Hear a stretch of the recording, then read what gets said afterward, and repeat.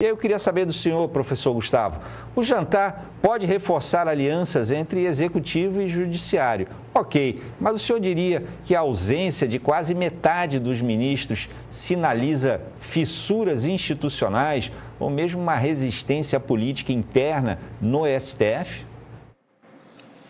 Eu não diria que sinaliza uma fissura interna, sabe? Mas eu acredito que muitas vezes os discursos bilateralmente pronunciados hoje, eles revelam um país dividido, não é? E nós temos que ter temperança, equilíbrio, embora todos nós tenhamos que ter obrigatoriamente apego à institucionalidade, amor pela pátria, pela Constituição, pela supremacia das leis, nós temos que ter o pé na realidade. Entenda, o presidente Lula foi eleito com 60 milhões de votos e quase tantos 60 milhões teve o ex-presidente Jair Bolsonaro, que não se reelegeu. É um país dividido, é um país grosseiramente dividido e muitas vezes algumas de suas lideranças políticas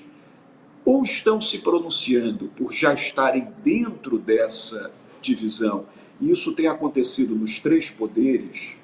ou estão se abstendo com algum receio de comprometimento de seus nomes em relação ao futuro próximo.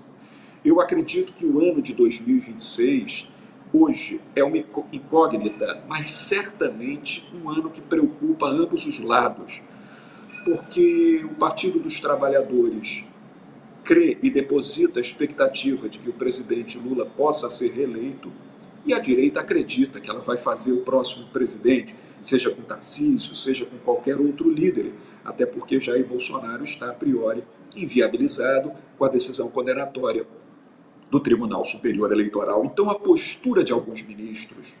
não é propriamente uma postura de assunção de um lado, mas sim de uma abstenção deliberada para não provocar certas reações em relação a seus próprios nomes. Eu acho que isso é que está caracterizando um certo receio, um certo medo, o que está caracterizando o cenário político atual. E é um tempo de busca pelo arrefecimento das tensões. Por isso eu digo, o Poder Judiciário, que é o fiel da balança, que é o árbitro das relações, que é realmente o moderador da República, o Poder Judiciário tem que se autoconter discursivamente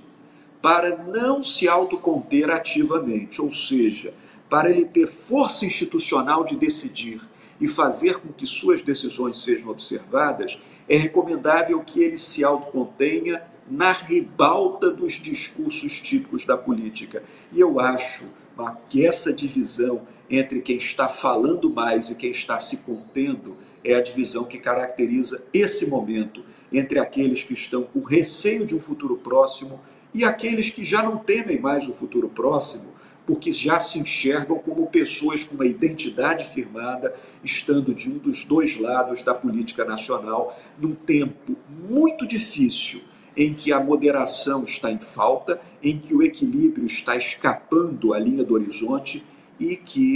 em que só dois lados da política se firmam, o lado dos amigos e o lado dos adversários. É, portanto, um tempo muito difícil.